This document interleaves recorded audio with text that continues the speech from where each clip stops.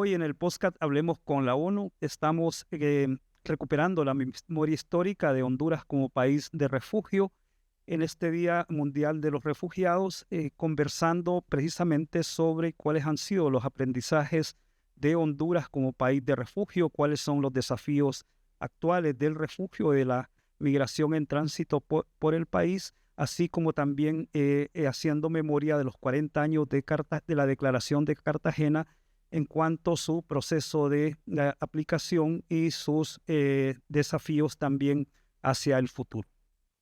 Bueno, esta primera etapa de este diálogo, que está en relación de ver siempre lo que fue la experiencia de Honduras como país de refugio en la década de los 80, y nos acompaña para ello el doctor Álvaro Calix, que es un analista sociopolítico, investigador social de Honduras y analista también sobre todo de políticas públicas. También nos va a acompañar virtualmente el máster Salvador Rodesno, que fue funcionario de carrera en situación de retiro del Servicio Exterior de Honduras.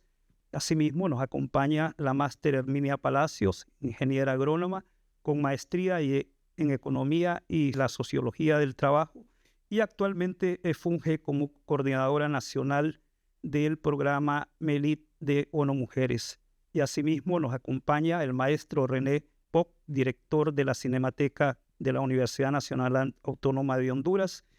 Vino por primera a Honduras y terminó quedándose. Desde entonces ha trabajado incansablemente en el rescate de la memoria histórica de Honduras. Y precisamente vamos a iniciar este diálogo con René. ¿Cuáles son tus registros también visuales y la memoria que tenés de la experiencia que tuviste cuando hiciste trabajo en los campos de refugiados? Realmente esa experiencia que tuve en la región precisamente fronteriza ha sido excepcional. ACNUR me contrató para hacer efectivamente un documental sobre los refugiados que eran los sobrevivientes, creo, precisamente de la masacre del río Zompul, y otros vinieron después. Entonces yo fui allá con mi cámara y un ayudante de sonido, y empezamos con el asesoramiento de los, obviamente, de los técnicos de allá y de los, como decía, funcionarios de ACNUR y de SEDEN a hacer ese documental. El guión lo hice yo. Definitivamente las personas me ayudaron nada más a montar, a ver todos los aspectos de un campo de refugiados. Entonces es un documental que, como decía, el resultado de un encuentro con algo que desconocía totalmente, pero que me tocó profundamente, definitivamente. Yo vi unas personas tan decididas a sobrevivir. Entonces, por eso esos testimonios, hay mucho más, obviamente, pero que guardamos en ese video nos muestra, como decir, el deseo de ese pueblo rechazado, perseguido, a sobrevivir. Entonces, es una de las mayores experiencias para mí como cineasta social, digamos, en mi vida de cineasta. Entonces tenemos testimonio, a mi juicio, que sí vale la pena rescatar y guardar para la historia de Honduras, la historia también de cómo Honduras aceptó. Y como aceptó, porque la vecindad ya, mire, hay muchos territorios, hubieran podido decir, no prestamos ese terreno, es nuestro, etcétera, pero sí hubo bastante colaboración y aporte realmente de la población hondureña en ese momento, de la población. Yo lo vi eso, y yo pude sentirlo. Así que ese documental sí entra en la memoria de Honduras, de los refugiados. Para mí, ya como cineasta, es un momento que marca mi vida de cineasta y de realizador, como decía el documental, porque ante todo soy un documentalista. Bueno, mil gracias. Eso es realmente lo que... Gracias, René. Bueno, te tomamos la palabra y agradecemos. Yo creo que este documental también queda muy claro en el caso aquí del momento en Honduras de refugio, cómo los refugiados no son sujetos pasivos, sino más bien sujetos activos, cómo se empoderaron. Y creo que eso es algo que hay que rescatar también de la memoria, y creo que fue parte de las posibilidades y la forma de que se trabajó también. Bueno, entonces ahora para ver un poco los antecedentes de por qué Centroamérica se convirtió en un territorio de refugio, vamos entonces a conversar con el doctor Álvaro Calix. ¿Cuáles son esos antecedentes un poco que llega en Centroamérica para que en la década de los 80 Centroamérica se convierta en un país de refugio y Honduras un país receptor?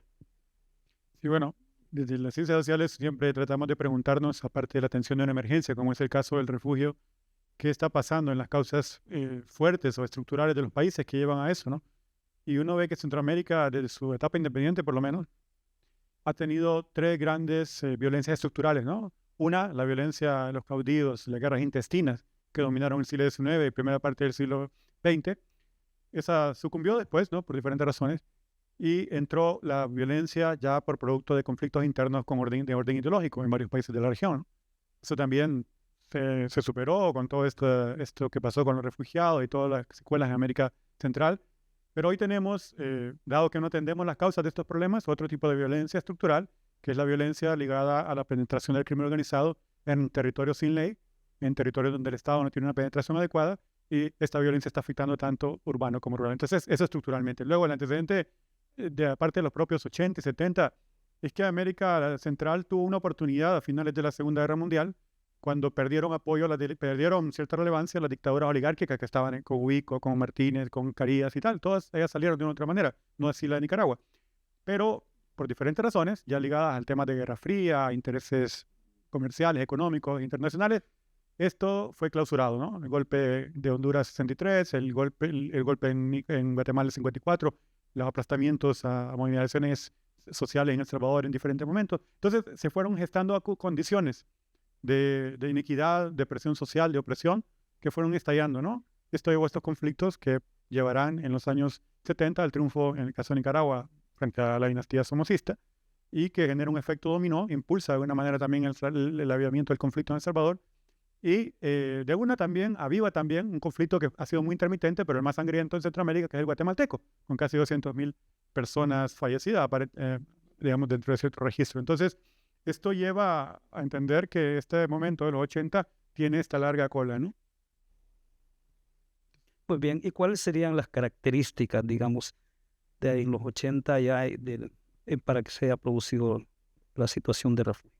Bueno, entonces decíamos que esta explosión del conflicto en El Salvador, influenciado por lo de Nicaragua, obviamente al triunfar el sandinismo, la lógica de la política de Estados Unidos fue enfrentar por la vía armada al sandinismo, y esto implica el fenómeno de la contra, donde Honduras fue la base de operaciones. Y Honduras, por diferentes razones que ya se han estudiado y son siempre interesantes, no tuvo estos conflictos armados al estilo de sus países vecinos, ¿no? Las principales razones de eso tienen que ver con el ayornamiento, o sea, la actualización que siempre se hace en el sistema político de Honduras para evitar las peores crisis, pero también por el papel que tenía Honduras para Estados Unidos, ¿no? Era un papel muy importante y se generaba artificialmente una idea de democracia, ¿verdad? Y se protegió de alguna manera para que este país no cayera en esa secuela. Tampoco había grupos sociales que tuvieran esa capacidad. Entonces, Honduras, por su ubicación geográfica, era un territorio natural para que personas de diferentes países entraran en refugio, sobre todo de El Salvador y Nicaragua. Y entonces, vemos que Honduras en ese momento tiene una dualidad con el tema de los refugiados, ¿no? Porque por un lado, acepta la intervención del ACNUR en 1991, ¿sí? Pero dado que veníamos, 1981, 81, pero además estábamos todavía con gobiernos militares, recién en la transición. Entonces esto tuvo una ambigüedad. Por un lado se aceptaba esta ayuda, pero por otro lado el asunto de los refugiados en Honduras fue visto como asunto de seguridad nacional, no como asunto humanitario. Tal es así que en Honduras vemos que a los salvadoreños se les trató casi como un gueto desde parte de las autoridades, la custodia militar, y no tenían tantas libertades, contrario a lo que pasaba con los refugiados que estaban en los campos nicaragüenses, ¿no? Donde obviamente era la base de operaciones de la contra. Esa ambigüedad me hace preguntarme como investigador, un contrafactual, ¿verdad? Es decir, ¿qué hubiera pasado si? ¿Qué hubiera pasado si no hubiera estado el ACNUR en 1981 en Honduras? Con un gobierno militar, con un país que no había firmado el Estatuto del Refugio de Naciones Unidas. Realmente hubiera sido una situación muy difícil. Entonces, a esto también hay que sumarle, Rolando, por supuesto, que veníamos con el fermento de la crisis de los 70, o sea, el aumento de la deuda externa, que aumentaron las tasas de interés en los 80, y estos países, Sudamérica, Centroamérica, empezáramos a ver muy dificultada el pago de la deuda externa. Pero Honduras tiene también hay una característica interesante. No sufre los peores efectos de la economía de los 80 porque no tiene la economía de guerra, pero también porque la asistencia militar estadounidense genera, entre sus externalidades, una cierta desestabilidad macroeconómica que no nos hace ver los problemas que ya están enfrentando otros países. Entonces, había muchas condiciones, aparte de su posición geográfica, que hacían que Honduras fuera un territorio muy propicio para ser albergue de refugio. ¿Y cuáles fueron las consecuencias para vos de toda esta situación? Bueno, yo creo que es interesante porque el Acuerdo de Cartagena del 84 ya plantea la importancia del tema de los refugiados y va a tener un peso importante en los acuerdos de Esquipulas, ¿sí? De la pacificación. Pero antes, en el Grupo Contadora, de 1984 a 1986, este Grupo Contadora prácticamente sentó las bases de lo que iba a ser Esquipulas, el proceso de paz, con una nota muy importante, ¿no? Estados Unidos se oponía a lo que planteaba el Grupo Contadora y a lo que planteaba Esquipulas. ¿Por qué?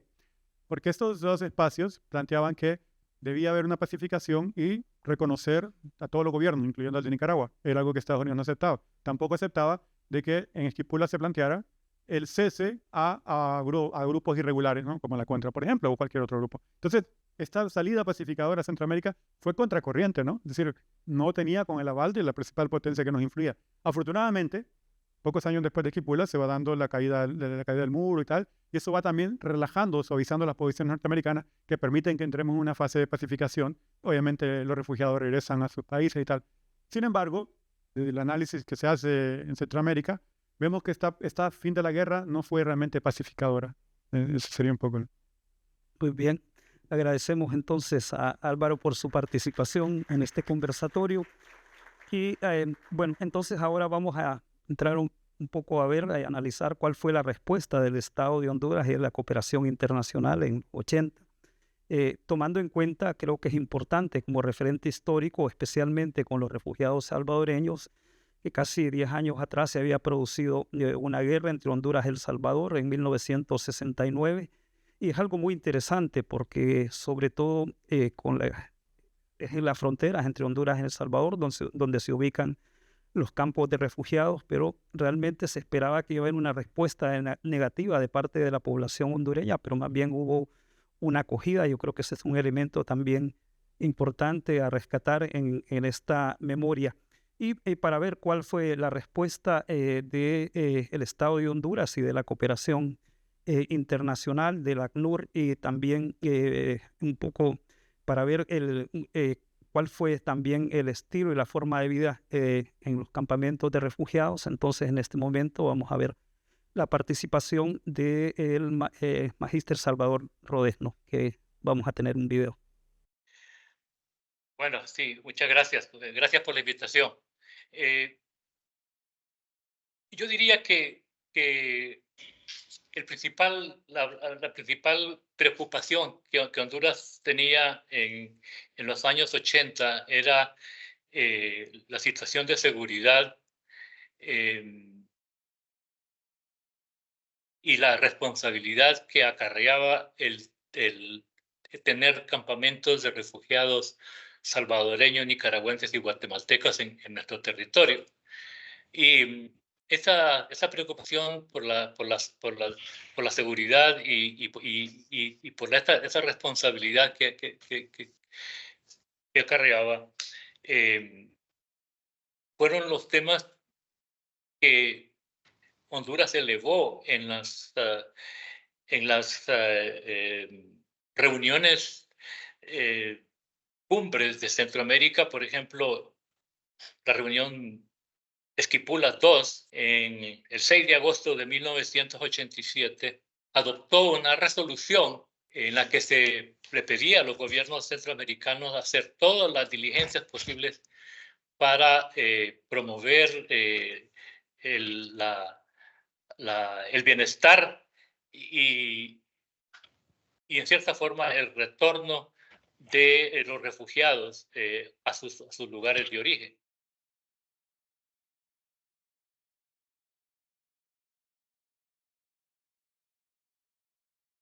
Los campamentos estaban organizados por comités. Estos comités representaban a todos a las diversas grupos representados de las diferentes comunidades de las cuales procedían los refugiados. En su mayoría, los refugiados, en el caso de Mesa Grande, procedían de comunidades de los departamentos de Cabañas y Chalatenango, colindantes con el departamento del Empira en Honduras y en el caso de Chalatenango, colindante con Ocotepeque. Entonces, estaban organizados como en comunidades. De hecho, la disposición física de sus centros de habitación fueron básicamente, estaban organizados por esas mismas comunidades. A ellos se les proveía de todos los materiales que requerían y de alimentación, aunque muchos de ellos, estas comunidades, producían sus propios alimentos, por ejemplo, en el caso del maíz y también algunas verduras, pero también tenían sus propios talleres en los cuales orientación y entrenamiento para realizar labores de construcción, labores de cocina, limpieza, etc. También por otro lado, se contrataron, en el caso de ACNUR, contrató a maestros de la comunidad, de aquí, de la comunidad de las comunidades aledañas para servir de maestros, profesores de escuela primaria en esos campamentos.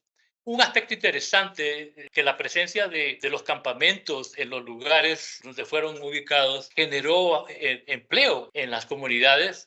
Como le dije anteriormente, habían unos maestros sirviendo como profesores en las escuelas de los campamentos. Las diferentes organizaciones que participaron desde la iglesia menonita a la iglesia católica en su momento. Entonces, pues estos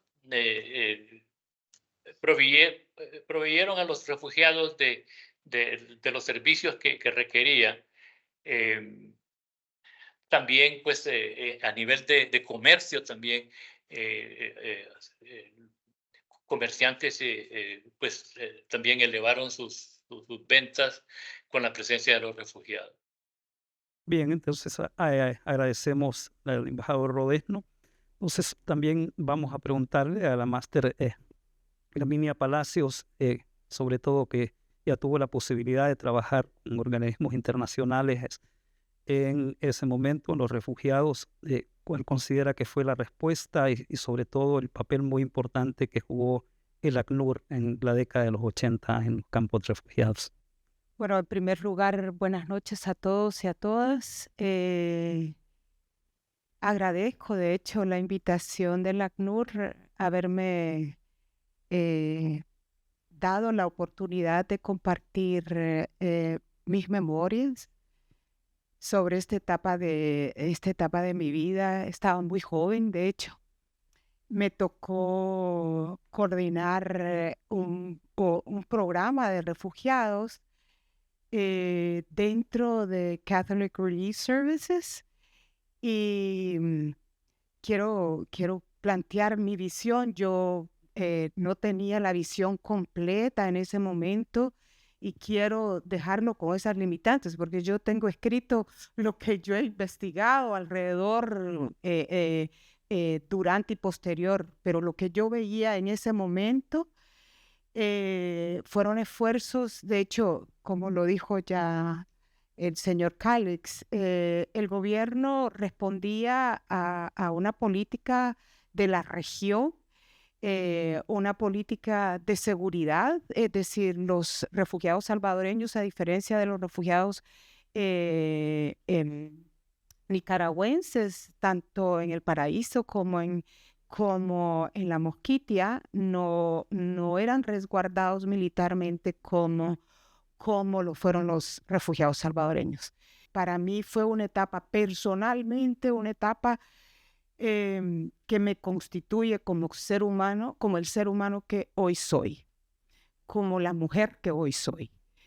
Llevo ya 40 años de ejercicio profesional, quiero decirlo, y sigo recordando toda esa época. El gobierno en realidad, cuando recibe los primeros influjos de refugiados salvadoreños entre el 80 y el 81, después de la escalada militar que se hace en El Salvador, Honduras no tenía la capacidad de recepcionar como Estado, como gobierno, de recepcionar la cantidad de refugiados que estaban entrando. Pero también estaban viendo y siendo una barrera de seguridad y política, va y no se nos pegue también esas cosas que se están dando en el frente Farabundo Martí, y ya habían en El Salvador algunas regiones ya recuperadas por el frente. Entonces sí, era como complicadito, tanto que yo quiero mencionar a gente que, como bien decía también René, que somos muy amigos ya hace ratos, que mucha de la gente realmente, hablando del Estado como Estado, que no solo es el gobierno, las comunidades recibieron a los refugiados con una solidaridad impresionante. Hablé con refugiados, hablé con niños adolescentes, hablé con mujeres, con ancianos, sobre su pasada en la zona fronteriza. Y una de las cosas que nos marcó fue el acompañamiento, y quiero hablar del padre Fausto Milla, que recuperó mucha de la gente que murió, que fue atacada por ambos ejércitos, el salvadoreño y el hondureño, y hubo una masacre de más de 300 personas en ese río. Tanto que los dibujos en las escuelas de los niños dibujaban ese río en rojo y con manos y con pies, es decir, después estamos viendo hoy en los años 2000, 2020, la violencia en esta región, y nos asusta. No estamos viendo la historia hacia atrás. Ahora bien, como he dicho, el gobierno hondureño no estaba preparado para recepcionar, y le planteó a la ACNUR: nosotros abrimos las puertas, pero ustedes nos tienen que apoyar. Y de hecho, con el acompañamiento del ACNUR, en los años 80 se establece el Consejo Nacional de Refugiados. Sí, abrieron estas posibilidades. Por supuesto, hubo una diferencia de trato, como yo les decía, de cada campamento de refugiados. Después se establecieron mucho más permanentes. Ya cuando yo entro, las barracas estas de toldos de plástico ya no existían. Lo que existían fueron construcciones que la Comisión de Acción Social Menonita había construido con maderas y láminas de zinc. El gobierno hizo sus esfuerzos después después del Acuerdo de Cartagena, después de hacer el comienzo de todo este proceso de pacificación con Esquipulas I, que fue los primeros pasos que se dieron, hasta llegar a la negociación de la primera repatriación, de la cual de las primeras 2 repatriaciones fui partícipe. Muchas gracias. Gracias, agradecemos a Ana Master Palacios por habernos puesto en la memoria justamente el papel de los organismos internacionales y también de los organismos nacionales en el trabajo todo con los refugiados.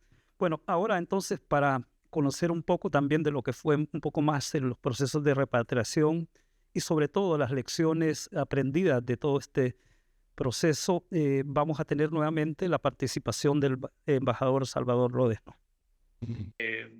Por un lado, la reunión de Esquipulas II del 6 de agosto de 1987, en la que se emitió esa resolución pidiéndole a los gobiernos centroamericanos hacer todo lo posible para promover el bienestar y el retorno de los refugiados. También en el caso de El Salvador se fue dando una coincidencia en el sentido de que en ese mes de agosto el Partido Demócrata Cristiano anunció que presentaría un proyecto de ley en la Asamblea Legislativa de El Salvador orientado a una amnistía general. Esa amnistía cubría todo excepto lo relacionado con el crimen del asesinato de Monseñor Romero. Y entonces los refugiados empezaron a tomar todo esto en cuenta y empezaron a discutir entre ellos y hacer un cabildeo, básicamente, para poder, para que los gobiernos pudieran llegar a unos acuerdos para su retorno a sus lugares de origen. Carlos López Contreras inició unas conversaciones con el embajador de El Salvador en Honduras. En ese entonces era el abogado Salvador Trigueros. Salvador Trigueros era un abogado militante del Partido Demócrata Cristiano de El Salvador. Y entonces él aceptó venir al campamento de Mesa Grande y en una reunión que se dio a finales de agosto de 1987, el embajador llegó al campamento de Mesa Grande acompañado de funcionarios hondureños, en ese entonces asesor de la Cancillería, don Leo Valladares Lanza, su servidor, que era en ese entonces era subdirector de organismos internacionales de la Cancillería. Y pues al venir acá en una reunión abierta con toda la población de refugiados, primero cantaron el himno nacional de El Salvador y de allí después el embajador Trigueros habló sobre la necesidad de llegar a una concordia en ese país y de buscar la forma de que pudieran retornar a sus lugares de origen. Ya Actur había preparado todos los temas de logística. Y el 15 de octubre de 1987 se repatriaron alrededor de 4.900 refugiados. El campamento de Mesa Grande llegó hasta tener a 11.700 refugiados. Creo que fue ahí por el 1984-1985. Creo que influyó bastante el hecho de que se estaba por haber un cambio en el gobierno en El Salvador, y también el mismo hecho de que de forma interesante que inmediatamente después de la repatriación de Mesa Grande, la Asamblea Legislativa de El Salvador aprobó la ley de amnistía. Entonces todo eso coadyuvó pues a que se pudieran llevar a cabo estas repatriaciones.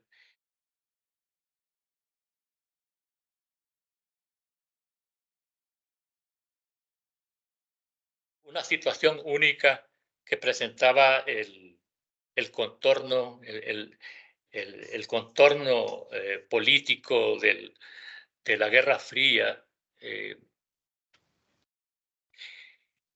Creo que un aprendizaje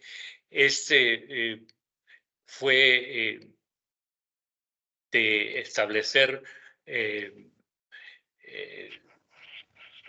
un diálogo permanente entre los países centroamericanos sobre las situaciones que se presentaban, incluyendo el tema de los refugiados. Yo creo que el aprendizaje nuevamente estuvo más bien dentro de qué aprendimos nosotros de las lecciones dejadas por la Guerra Fría y cómo hemos coexistido desde entonces. Estaríamos con esto cerrando este conversatorio sobre la memoria histórica del refugio en Honduras. Gracias.